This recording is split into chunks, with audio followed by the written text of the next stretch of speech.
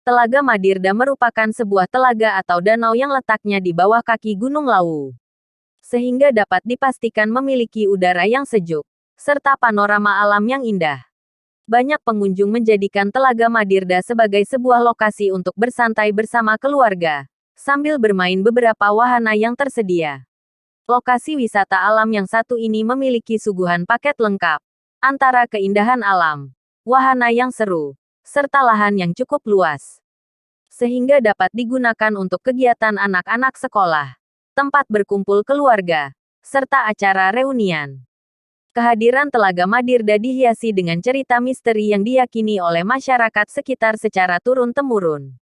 Misteri yang ada berkaitan dengan asal mula atau sejarah dari Telaga Madirda sendiri. Konon katanya Telaga Madirda terbentuk dari cupu manik Astagina. Cupu manik Astagina ialah sebuah benda pusaka yang sangat sakti, di mana si empunya dapat melihat seluruh isi dunia tanpa mendatanginya. Dikisahkan ada sepasang suami istri yang bernama Dewi Indradi dan Resi Gutama, memiliki 3 orang anak yang bernama Retno Anjani, Subali, dan Sugriwa. Suatu ketika, Dewi Indradi memberikan cupu manik Astagina kepada Anjani. Ini membuat iri 2 saudaranya, Guwarsi dan Guwarsa.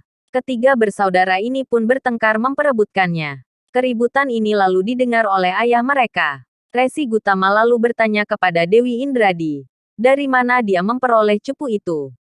Dewi Indradi yang telah dipesan oleh Batara Surya untuk merahasiakan pemberiannya, hanya diam saja. Ini membuat marah Resi Gutama yang lalu mengutuk Dewi Indradi menjadi batu.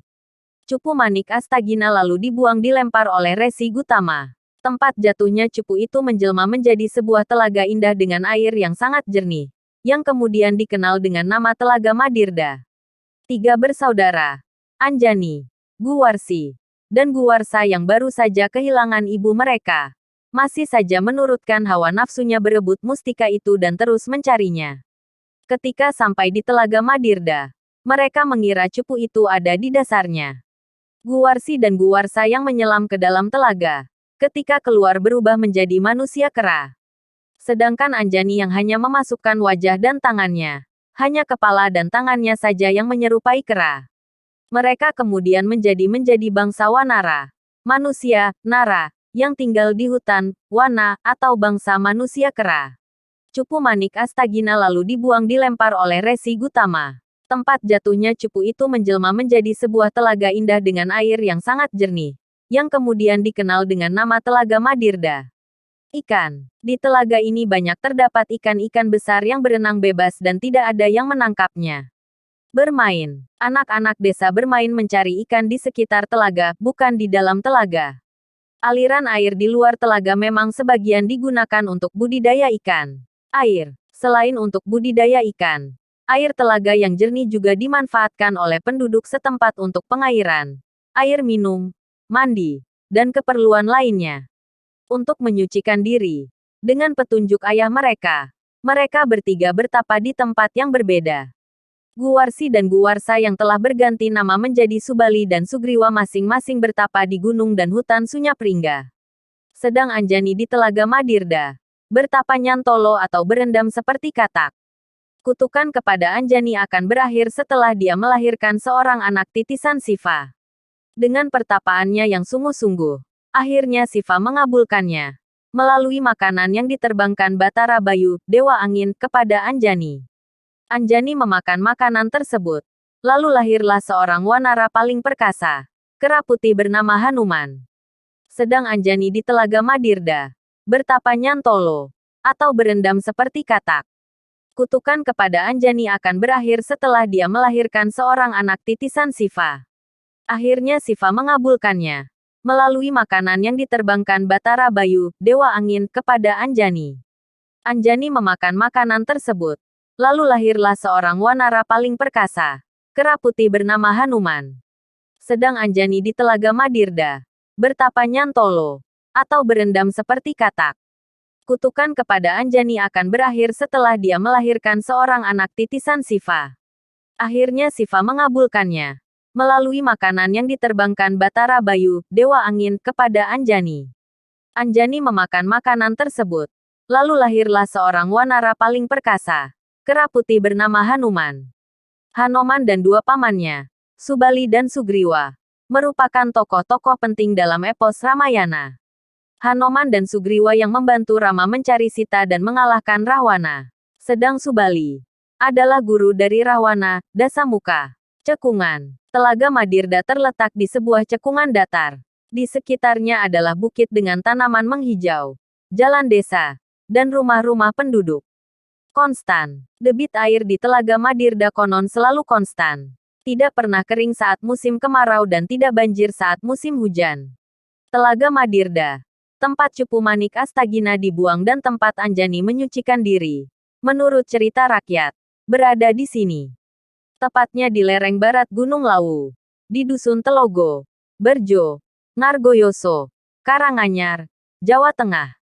Dengan ketinggian sekitar 900 mdpl, telaga ini memang terasa sangat sejuk, tenang, indah dan asri. Telaga ini tidak terlalu besar. Luas airnya hanya sekitar 1000 meter persegi. Terletak pada suatu cekungan datar seluas kira-kira 3000 meter persegi.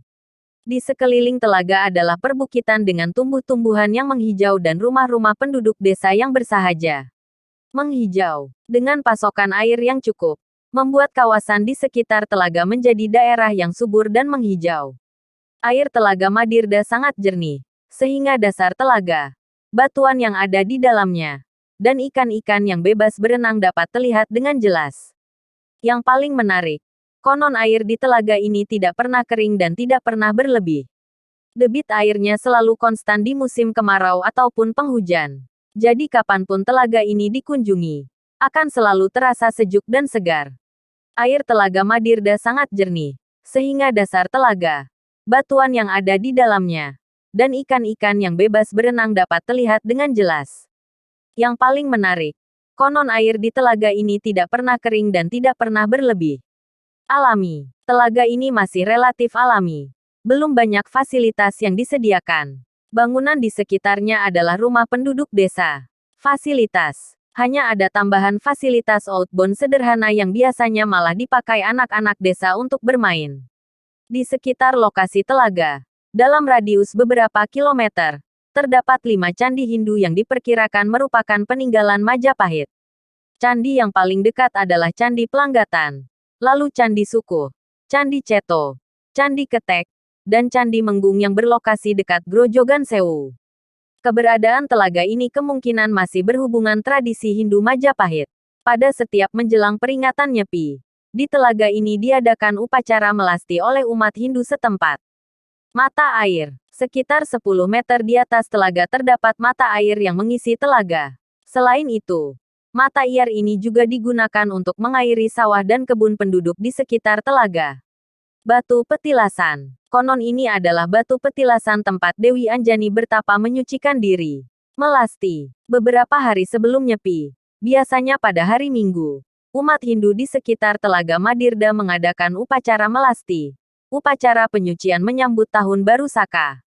Meskipun merupakan objek wisata alam yang sangat indah, keberadaan Telaga Madirda belum banyak diketahui orang. Papan petunjuk lokasi, fasilitas yang ada, dan informasi terkait tempat ini masih sangat minim.